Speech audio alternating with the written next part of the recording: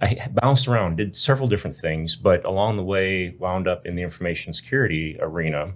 But it was primarily the offensive arena, and used that skill set for over a decade to eventually become a cyber defender. And understanding attacker mindset and techniques, I think, made me a better defender.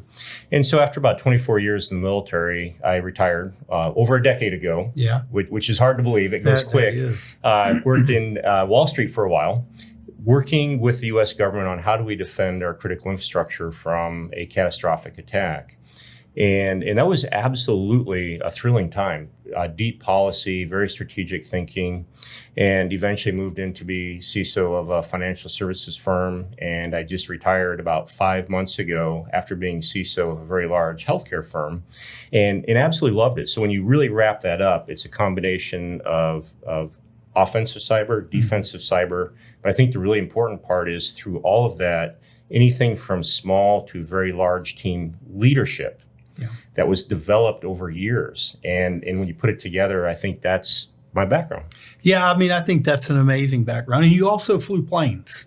A long time ago, yes. Yeah. So what did you fly? Well, I started out in Cessnas and moved up to high performance, and then flew aerobatics for a couple of years. Mm-hmm. And then in the Air Force, I was parked at a fighter training squadron and got to fly a lot of fighters and in the backseat.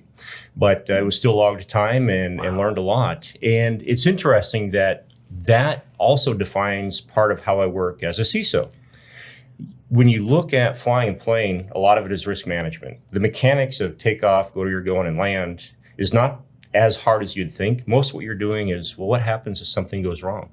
What could go wrong? Yeah. And you have a lot of instruments that are basically risk indicators to tell you maybe something's not going the way you'd expect. And then you think about, what do I do now? How do I mitigate that risk?